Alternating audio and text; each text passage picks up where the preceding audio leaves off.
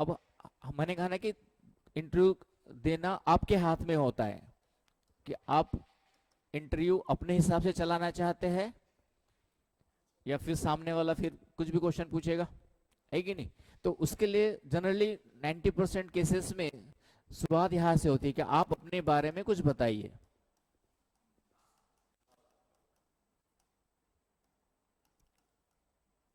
आप अपने बारे में कुछ बताइए। आप क्या जो है, tell us something about you.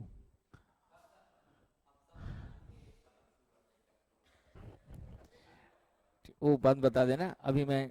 ठीक है, यहाँ पर क्या बताओगे मुझे पता है। 90% या 99% बच्चे क्या बताते हैं, अपना नाम। ठीक है चलो, तो ठीक है, वहां तो जरूरत, ठीक है बता भी दे चलेगा। पिता का नाम, है ना, कॉलेज यूनिवर्सिटी ये सब बताते हैं, लेकिन इतनी ज्यादा जरूरत इन सब की जरूरत नहीं है। फादर की जरूरत नहीं है, विलेज की जरूरत उतना ज्यादा। यदि विलेज कोई लग रहा है कि कुछ विशेष आपका किसी इतिहास से या किसी विशेष संदर्भ में आपके गांव का कोई फेमस है तो आप बता सकते हैं। जैसे अब चौरा चोरी से, तो चौरा चोरी गाँव जो है फेमस था चौरा चोरी कांड के लिए, तो एक ऐसा कोई इंपॉर्टेंस है आपके गाँव का, तो आप उसको बता सकते हैं। तो जनरली मैंने देखा कि 90% नेम, फादर, कई लोग तो बर्थ, डेट ऑफ बर्थ भी बताना स्टार्ट कर देते हैं कि मेरा जन्म इस दिन हुआ। मतलब मैंने कई सारे इंटरव्यू लिए, दिल्ली में भी लिए हुए। आपके जो है जब यूपीएससी का इंटरव्यू की जब कॉलिंग आती है तो कई सारे बच्चे आते हैं। ठीक है, अभी मैं यहाँ पे कुछ दिनों से ले रहा हूँ, छत्तीसगढ़ पीएससी का इंटरव्यू चल रहा है। तो 99% बच्चे यही बताते हैं कि मेरे पापा, मैं क्या हूँ, मेरे नाम क्या है, मेरे पापा का नाम क्या है, किस डिस्ट्रिक्ट, ठीक है क्या क्या बताना चाहिए भी बताऊंगा मैं, लेकिन जनरली बच्चे ये बताएंगे कौन से स्कूल से पढ़ा, कौन से कॉलेज से पढ़ा। ठीक है, और वो कई भाई बहन कितने हैं, क्या है, सब बताना स्टार्ट कर देते हैं। तो कुछ चीजें इसमें से ठीक है जरूरी है, लेकिन मेन आपका यहाँ पर ही डिपेंड करता है कि आप इंटरव्यू को अपने ओर मोड़ना चाहते हैं या गेंद उनके पाले में देना चाहते हैं। इसी क्वेश्चन से सामने वाला आपसे क्वेश्चन करेगा। अब ये तो उनके पास पहले से जो, हाँ, आपके जो है जो क्या बोलते हैं उसमें, डिटेल एप्लीकेशन फॉर्म है, डीएफ कहते हैं, जो उनके पास फॉर्म है उसमें ऑलरेडी दिया रहता है कि आपका नाम क्या है, आपके पापा का नाम क्या है, किस गांव से है, डेट ऑफ बर्थ क्या है, आपका जो है कब कब क्या क्या किया, ये सब आपके उनके पास ऑलरेडी रहता है। ठीक है, तो इनकी बहुत ज्यादा डिटेल की जरूरत नहीं है। डेफिनेटली स्टार्ट तो नाम से कर सकते हो, लेकिन इसमें भी बोलने का एक तरीका होगा कि जैसा कि आपको पता है कि मेरा नाम फला फला है, क्योंकि उनके पास ऑलरेडी लिखा हुआ है, तो उसको इस तरीके से स्टार्ट कर सकते हैं कि जैसे कि आपको पता है कि मेरा नाम ये है। और बहुत ज्यादा अभी जो आपने लास्ट में डिग्री की, कि अभी मैं जो भी ईयर है 2023 में ग्रेजुएट पास आउट हूँ, इस सब्जेक्ट से पास आउट हूँ, वहां का बता सकते। फादर्स नेम उतना इंपॉर्टेंट नहीं है। डेट ऑफ बर्थ, डिस्ट्रिक्ट बता दो किस डिस्ट्रिक्ट से है, किस, यदि यूपीएससी का दे रहा है तो किस स्टेट से है ना, स्टेट का दे रहे हो तो किस डिस्ट्रिक्ट से है, ये बता सकते हो। और डिस्ट्रिक्ट से रिलेटेड यदि कोई जितनी भी इंफॉर्मेशन है, फिर आप जैसे ही बताएंगे फिर क्वेश्चन कहाँ से बनेगा मैं बताऊंगा, तो डिस्ट्रिक्ट बता सकते हो। तहसील उसील की जरूरत नहीं है, हाँ सामने वाला पूछेगा तब बात अलग है, लेकिन तहसील की जरूरत जनरली, फिर तहसील भी आ जाओगे, गांव भी आ जाओगे, कुछ जरूरत नहीं है, ऑलरेडी उनके पास लिखा हुआ है ना। यदि गांव के बारे में जानना चाहेंगे तो पूछ सकते हैं आपसे। तो एक तो ये बेसिक हो गए, ये तो हर कोई बताएगा, इसमें कोई नया कुछ है नहीं है। तो यहाँ से कुछ क्वेश्चंस तो बनेंगे आपके। आपका डिस्ट्रिक्ट है तो जो भी डिस्ट्रिक्ट है उसकी, अब मान लीजिए बिलासपुर डिस्ट्रिक्ट से है तो बिलासपुर की हिस्ट्री ज्योग्राफी आपको पूरी पता होनी चाहिए, हिस्ट्री ज्योग्राफी। ठीक है, इसका जो भी कल्चर हो सकता है, ये सब आपके बारे में आपके पास इतना नॉलेज हो कि सामने वाला कुछ भी क्वेश्चन करे आप तुरंत जवाब देने के लिए वहां पर क्या हो, सक्षम हो।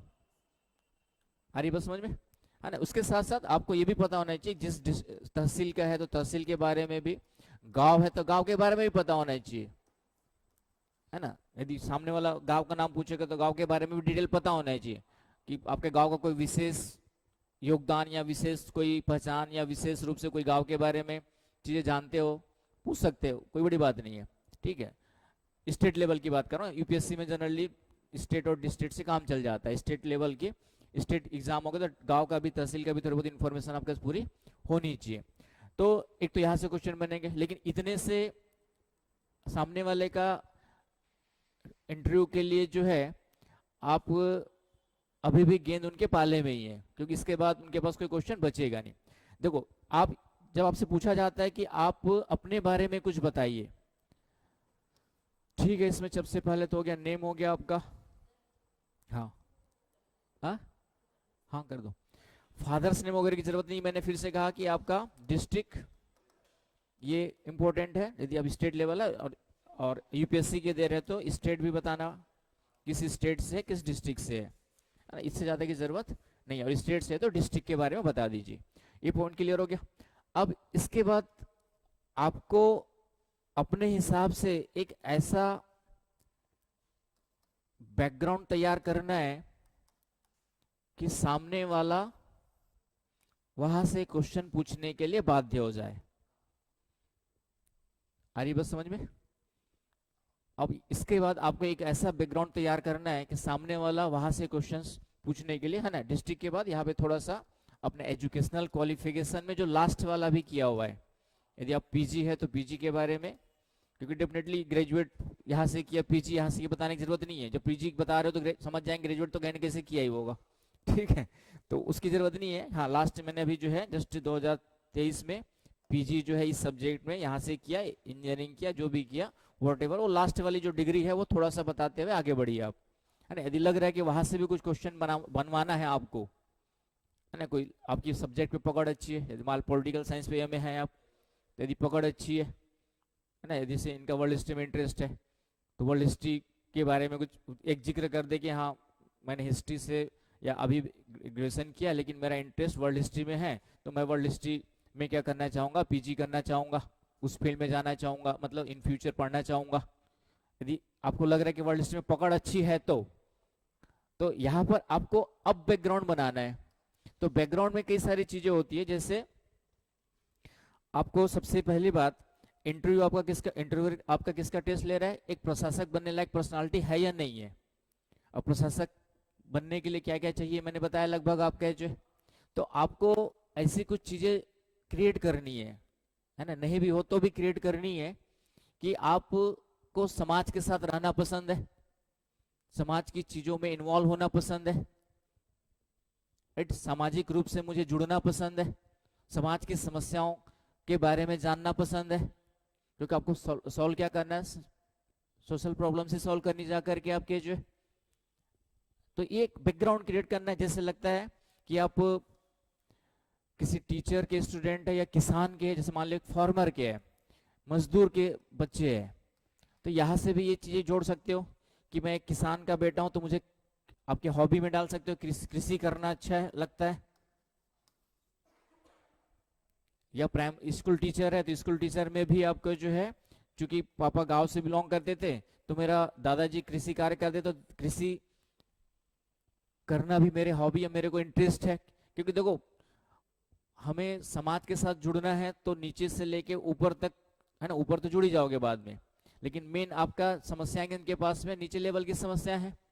तो आपको आपकी कोई ऐसी ट्राइब है, जनजाति से बिलोंग करते हैं, दलित वर्ग से बिलोंग करते हैं, ऐसी कैटेगरी से, तो उनको भी एक पॉजिटिव वे में कि हाँ हम इस कैटेगरी से पले बढ़े, लेकिन आज भी जो है गांव में दलितों को कई सारी समस्याओं का सामना करना पड़ता है, आज भी जनजातियों को कई सारी चीजें आपका जो है अवेलेबल नहीं हो पाती है। तो उसको देख करके मेरे मन में एक विचार है कि मैं ऐसा कुछ करूं कि मेरे पास ऐसा आपका जो अथॉरिटी हो, पावर हो कि इनके लिए मैं कुछ कर सकूं।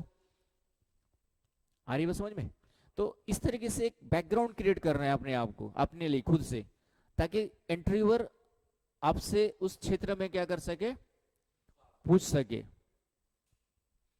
जैसे आज की डेट में मुझे ऐसे पूछे तो मेरा, जैसे मुझे अब अध्यात्मिक और इंटरेस्ट आ रहा है, एक उम्र के बाद आना नेचुरल होता है, ठीक है, तो अब मुझे स्पिरिचुअलिटी की ओर इंटरेस्ट आ रहा है। जब दाव, है ना, एक मास्लो की थ्योरी है, नीड हायरार्की थ्योरी, पढ़ेंगे हम लोग, कहीं पे आएगा आपका, तो उसने एक स्टेज के बाद 3 स्टेज शुरू की फुलफिल हो जाती है आपकी, तो उसके बाद आप बियॉन्ड द वर्ल्ड सोचना स्टार्ट कर देते हैं कि जीवन का, मेरे जीवन का उद्देश्य क्या है। तो आज की डेट में यदि मुझसे पूछेगा तो मैं अपना इंटरव्यू और स्पिरिचुअलिटी की ओर मोड़ देता, क्योंकि मैं उसमें पढ़ रहा हूँ डिटेल, आप कह जो है उनको समझने की कोशिश कर रहा हूँ। जीवन क्या है समझने की कोशिश कर रहा हूँ, जीवन का उद्देश्य क्या समझने की कोशिश कर रहा हूँ। क्या है, हर कोई कीड़े मकोड़े पैदा होते हैं और जीवन जी जाके अपना लाइफ के मर जाते हैं।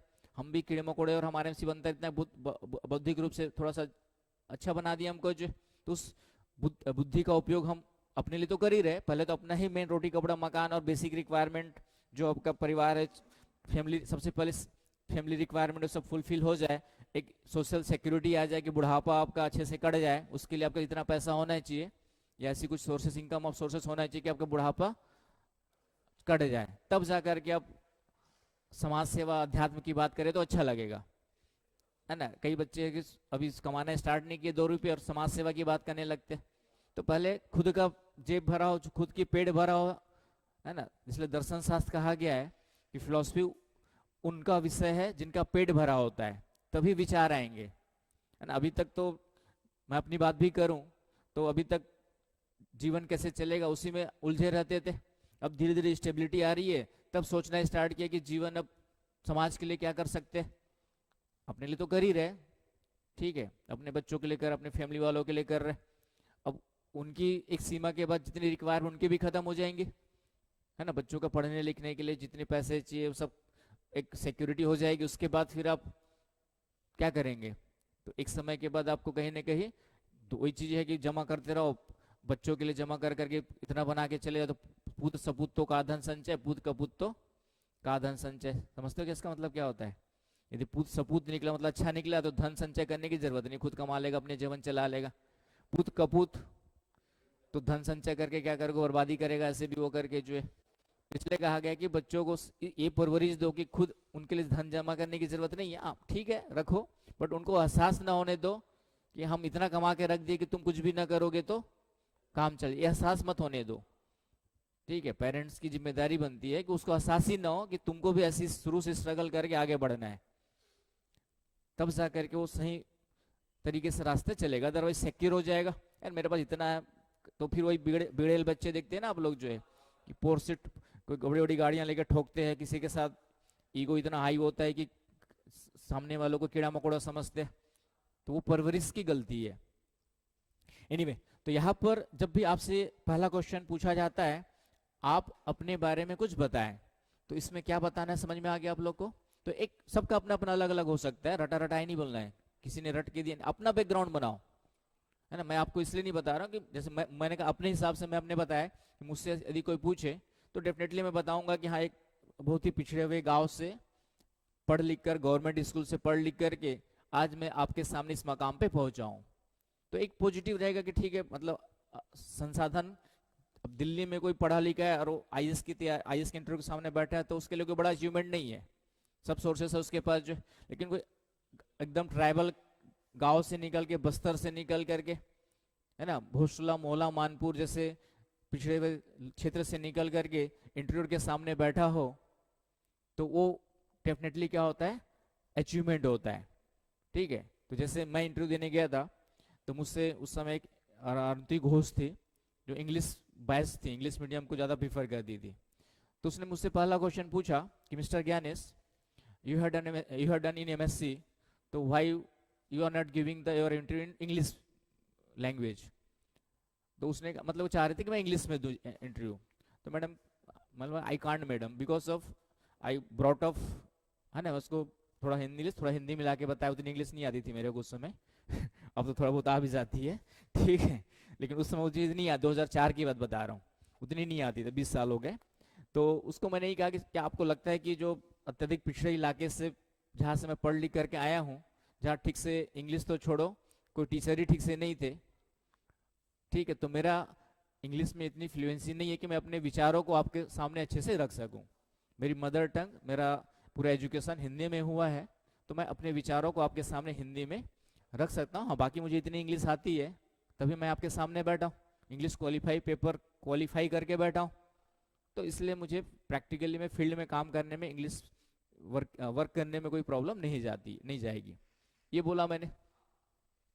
उसको जवाब दे, दूसरे जो बैठे थे बोर्ड मेंबर साउथ के थे, उन्होंने कहा okay okay mister Kennett you can carry on. तो उसके बाद उन्होंने इंग्लिश में ही हिंदी में ही मुझसे इंटरव्यू लिया था। ठीक ठीक नंबर मिले थे, 195 मार्क्स मिले थे उस समय के हिसाब से। आपका जो है 250, अभी 275 का होता है, हमारे समय 300 का होता था, लेकिन 200 के आसपास के नंबर ठीक माने जाते थे।